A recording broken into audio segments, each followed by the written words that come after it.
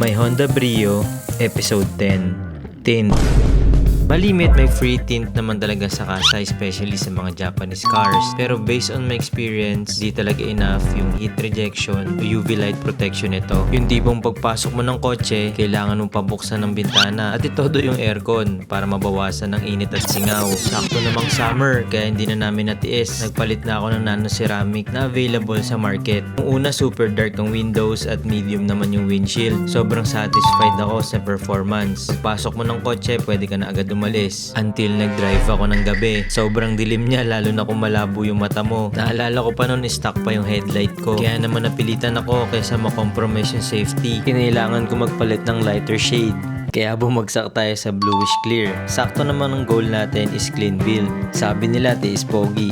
Pogi naman talaga yung auto. Pero sa akin, sakto lang naman kasi nano ceramic naman siya. Mataas pa din yung UV light and heat rejection. Tapos kahit anong lakas ng ulan, hindi ka mahihirapan. Hindi mo na kailangan gumamit ng sobrang lakas na headlight na nakakasilaw ng nakakasalubong mo. Kaya kung undecided ka kung anong shade, pag-isipan mo kung saan ka satisfy at magiging safe.